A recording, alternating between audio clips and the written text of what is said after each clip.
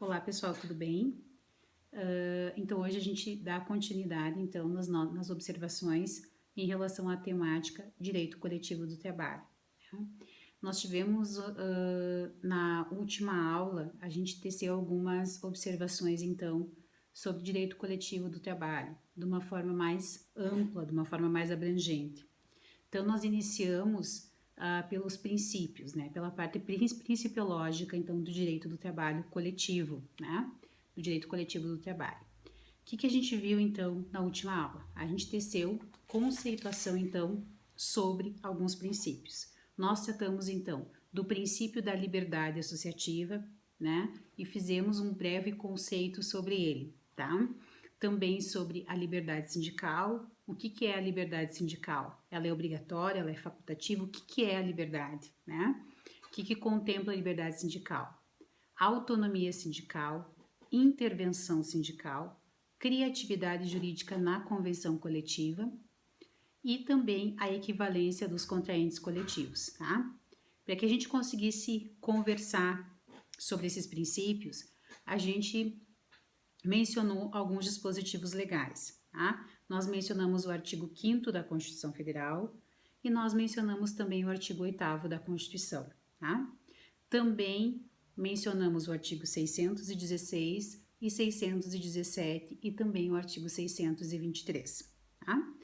Antes de iniciar, então, né, a segunda parte, né, que eu gostaria de tratar hoje com vocês, as entidades sindicais, como é que é a estrutura de uma entidade sindical, eu gostaria de fazer a leitura com vocês do artigo 8º da Constituição, porque aqui é onde nós temos, então, a nossa regulamentação por meio da Constituição, certo? Da parte sindical, tá? Se vocês quiserem acompanhar, acho que é bem importante, né? A gente sempre diz que a leitura da legislação não é uma simples leitura, né? A gente aproveita para ressaltar que em todos os concursos públicos, né, grande parte das questões versam sobre letra fria de lei, ou seja, que são dispositivos legais. Então, é bem importante que a gente faça a leitura, né, tanto da Constituição quanto da CLT, e também, num segundo plano, a doutrina. Mas a gente sempre pensa que no primeiro plano a gente tem que fazer leitura, sim, dos dispositivos legais, tá? Então, eu vou tomar a liberdade de pegar minha Constituição Federal e fazer a leitura com vocês do artigo 8º, tá? E depois nós iniciamos, então, pela estrutura da entidade sindical, tá? O que nós temos aqui, então? Tá? Artigo 8º, então, da Constituição Federal. O que a gente tem aqui? É livre a associação profissional ou sindical, observado o seguinte. Inciso 1. A lei não poderá exigir autorização do Estado para a fundação de sindicato, ressalvado o registro no órgão competente. Salvado o registro no órgão competente, né? Vedadas ao poder público a interferência e a intervenção na organização sindical. Só lhe relembrando que na primeira aula a gente mencionou que o Estado não pode intervir de forma nenhuma na constituição e criação do sindicato. E aqui nós temos a fundamentação legal, né? Já falamos disso, mas como a gente trata também da entidade, é importante que a gente faça essas ressalvas, tá? Inciso 2º do artigo 8º, então. É vedada a criação de mais de uma organização sindical em qualquer grau representativa de categoria profissional ou econômica, na mesma base territorial, que será definida pelos trabalhadores ou empregadores interessados, não podendo ser inferior à área de um município.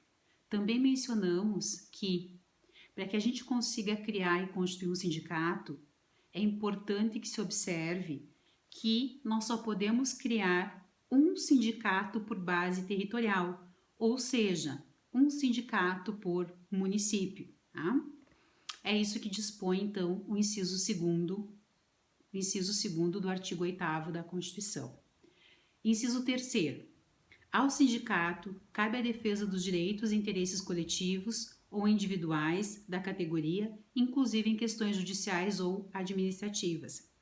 E aqui nós temos, então, que o sindicato, né, ele atua e defende, então, os interesses tanto coletivos quanto individuais, tá? Sejam elas questões administrativas ou sejam elas questões judiciais. O inciso 5º menciona o seguinte: ninguém será obrigado a filiar-se ou a manter-se filiado ao sindicato.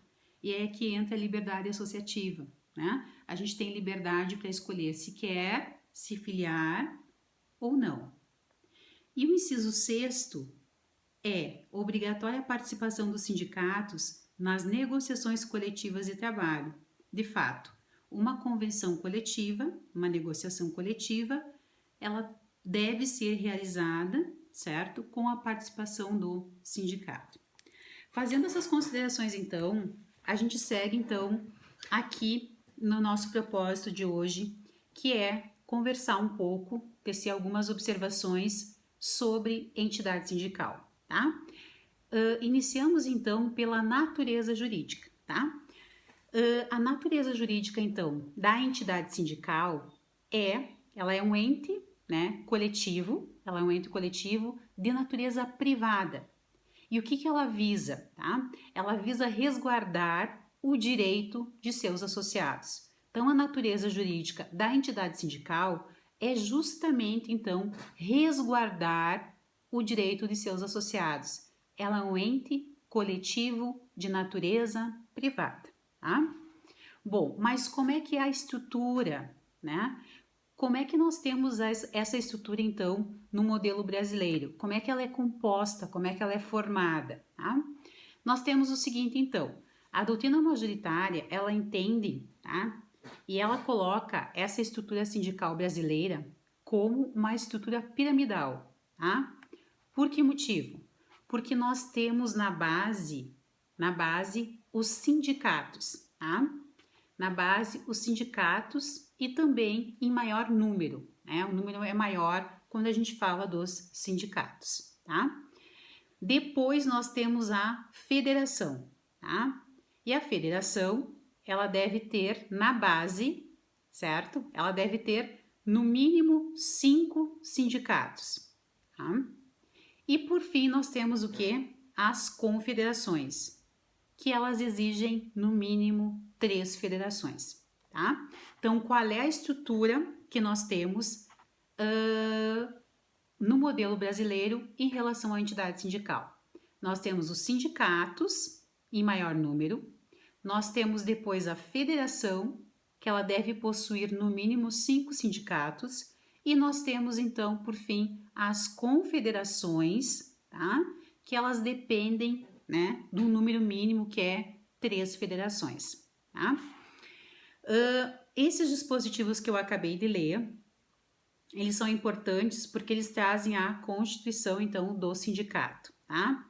Mais especificamente, nós acabamos de ler o artigo 8º, inciso 2º. E esse artigo 8º, inciso 2º, ele nos reporta ao princípio da unicidade, tá? Ao princípio da unicidade sindical. O que isso quer dizer na prática, né? Nós podemos ter a criação somente de um sindicato por base, ou seja, né, um sindicato por município, como dispõe o artigo 8º, inciso 2º da Constituição Federal, tá?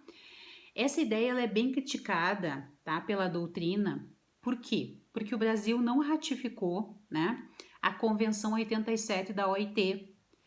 E aí, por conta disso, a gente se limita, então, a um sindicato por base, ou seja, um sindicato por município.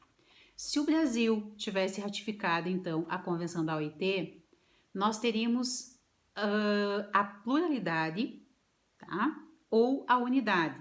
A pluralidade seria mais de um sindicato na base territorial e a unidade